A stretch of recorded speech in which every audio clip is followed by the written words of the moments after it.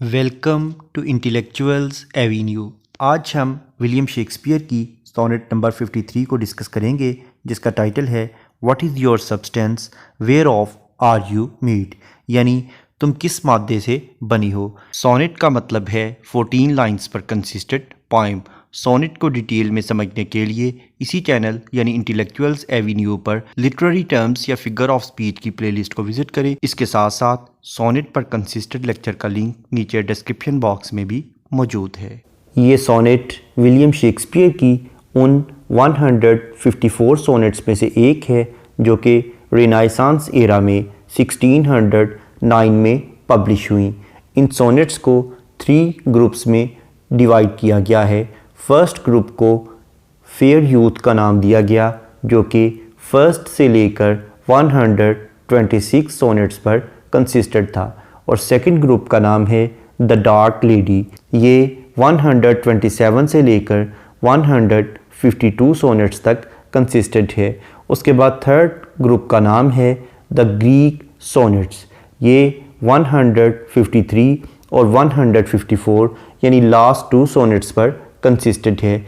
इसके अलावा भी विलियम शेक्सपियर ने अपने डिफरेंट प्लेज में सोनेट्स को लिखा, जैसा कि Romeo and Juliet, Henry V, loves labour lost और एडवर्ड III में इसने कुछ सोनेट्स को शामिल किया। ये पोएम टोटल 14 लाइंस पर कंसिस्टेंट है, जिसमें 3 क्वार्टेन्स और 1 कपलेट है।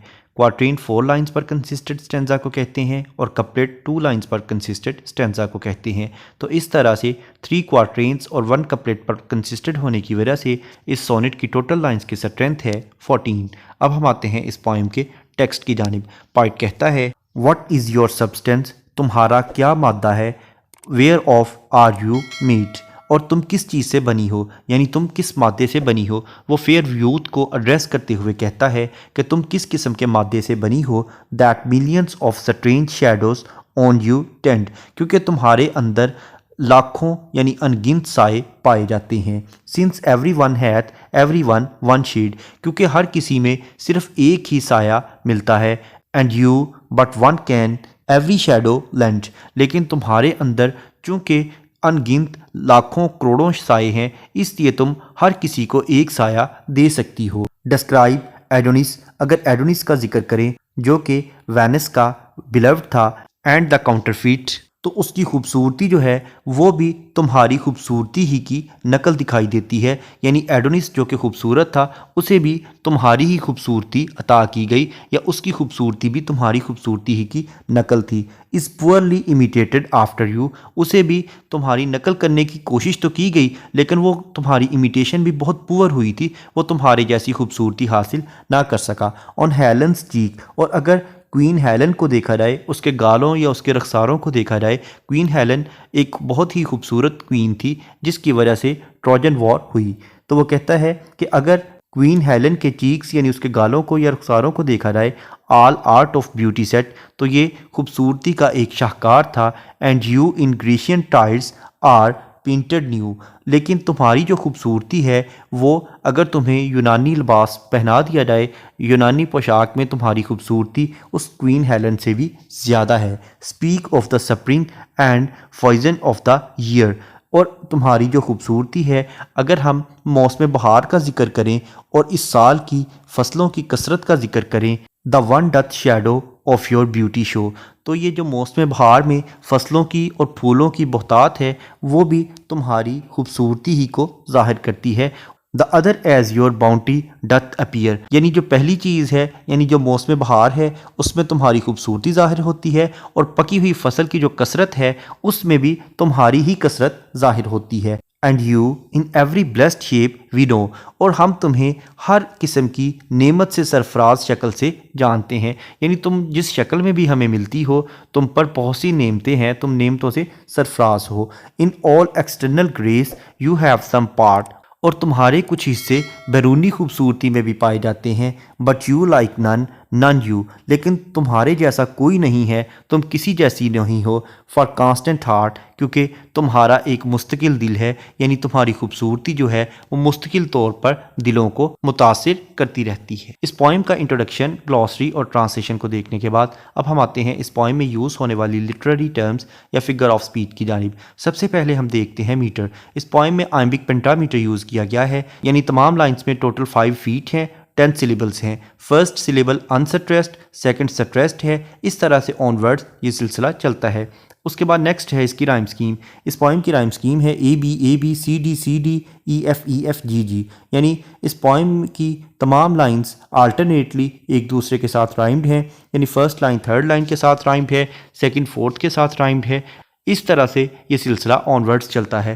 लेकिन इस पोइम की लास्ट 2 लाइंस यानी लाइन नंबर 13 और 14 आपस में राइम्ड हैं। जैसा कि इस पोइम की फर्स्ट लाइन का लास्ट वर्ड है मेड और थर्ड लाइन का लास्ट वर्ड है शीड, मेड शीड। सेकंड लाइन का लास्ट वर्ड है टेंट और फोर्थ लाइन का लास्ट वर्ड है lent, tent lent. Fifth line का लास्ट वर्ड है काउंटरफीट और सेवंथ लाइन का लास्ट वर्ड है सेट, काउंटरफीट सेट। उसके बाद सिक्स लाइन का लास्ट वर्ड है यू, एट्थ लाइन का लास्ट वर्ड है new, you new. Ninth line का लास्ट वर्ड है ईयर, 11th लाइन का लास्ट वर्ड है appear, year appear. 10th line का लास्ट वर्ड है शो, 12th लाइन का लास्ट वर्ड है नो, शो नो। उसके बाद लास्ट 2 लाइन्स आपस में राइम्ड हैं, जैसा कि लाइन नंबर 13 का लास्ट वर्ड है पार्ट और 14th लाइन का लास्ट वर्ड है हार्ट, यानी पार्ट हार्ट। ये थी इस पोइम के राइम स्कीम, यानी A B C D E F G. Next है एपोस्ट्रोफी। एपोस्ट्रोफी का मतलब है कि अगर पोइट किसी को एड्रेस करे तो उसे एपोस्ट्रोफी कहते हैं। जैसा कि लाइन नंबर 1 में वो फेयर यूथ को एड्रेस करते हुए कहता है what is your substance, whereof are you meet. Next है एलुजन। एलुजन का मतलब है रेफरेंस या हवाला। जैसा कि लाइन नंबर 5 में एडोनिस का एलुजन यूज़ किया गया है, लाइन नंबर 7 में हेलन का एलुजन यूज़ किया गया है, लाइन नंबर 8 में ग्रेशियन टाइड्स का एलुजन यूज़ किया गया है।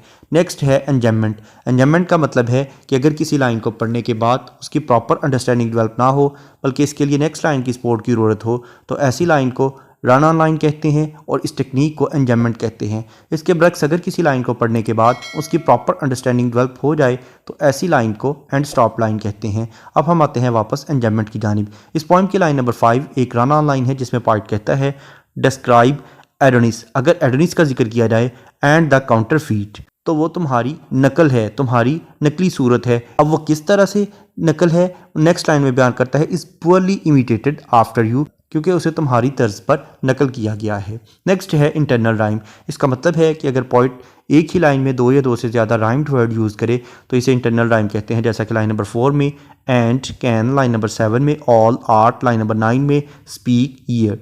नेक्स्ट है रिटोरिकल क्वेश्चन। इस पोइम की लाइन नंबर 1 और 2 को अगर हम देखें तो इसमें पोइट ने रिटोरिकल क्वेश्चन पूछा है, यानी वो कहता है what is your substance, whereof are you made that millions of strange shadows on your tend. Next है एनाफोरा। एनाफोरा का मतलब है बिगिनिंग ऑफ 2 और more than 2 lines with the same word, यानी 2 या 2 से ज़्यादा लाइनों का एक ही लफ्ज़ से शुरू होना। जैसा कि लाइन नंबर 10 और 11 दा से स्टार्ट हो रही हैं। नेक्स्ट है कायुरा। कायुरा का मतलब है कि अगर पोइट किसी लाइन में पॉज या ब्रेक लेने के लिए पंक्चुएशन मार्क यूज़ करे तो उसे कायुरा कहते हैं। जैसा कि लाइन नंबर 1 में व्हाट इज़ योर सब्सटेंस के बाद कॉमा यूज़ किया गया है। नेक्स्ट है एलिट्रेशन। एलिट्रेशन का मतलब है बिगिनिंग ऑफ 2 और more than 2 words in the same line with the same letter और साउंड, यानी एक ही लाइन में 2 या 2 से ज़्यादा अल्फाज का एक ही हरफ या एक ही आवाज़ से शुरू होना। जैसा कि लाइन नंबर 1 में व्हाट और वेयर ऑफ, ये दोनों वर्ड्स WH से स्टार्ट हो रहे हैं। उसके बाद लाइन नंबर 9 में स्पीक, स्प्रिंग, लाइन नंबर 10 में शैडो, शो। नेक्स्ट है कॉन्सोनेंस। कॉन्सोनेंस का मतलब है use of same consonant letter in the different words of the same line, यानी एक ही लाइन के मुख्तलिफ अल्फाज में एक ही कॉन्सोनेंट लेटर का इस्तेमाल करना। जैसा कि लाइन नंबर 4 में एंड, शैडो, लैंड, इन तीनों वर्ड्स में डी लेटर यूज़ किया गया है जो कि कॉन्सोनेंट लेटर है। उसके बाद लाइन नंबर 7 में art, beauty, set, again line number 7 में ऑन, हेलन, लाइन नंबर 8 में in, Grecian, painted, line number 14 में बट कांस्टेंट हार्ट। नेक्स्ट है एसोनेंस। एसोनेंस का मतलब है use of same vowel letter in the different words of the same line, यानी एक ही line के मुख्तलिफ अल्फाज में एक ही वावल लेटर का इस्तेमाल करना। जैसा कि लाइन नंबर 4 में एंड, कैन, इन दोनों वर्ड्स में ए लेटर यूज़ हुआ है जो कि वावल है। उसके बाद लाइन नंबर 7 में ऑल आर्ट, लाइन नंबर 9 में स्पीक, ईयर। इसके अलावा पोइट ने कुछ इमेजेस भी यूज़ किए हैं, जैसा कि स्ट्रेंज शैडोज, हेलेंस चीक, ग्रेशियन टाइड्स, स्प्रिंग, हार्ट। इसके अलावा पोइट ने फेयर यूथ की ब्यूटी को बयान करने के लिए बहुत ज़्यादा हाइपरबोली का सहारा लिया है, यानी इसकी तारीफ़ करने के लिए बहुत ज़्यादा एग्जैजरेशन की है, बहुत ज़्यादा मुबालगा आराई की है।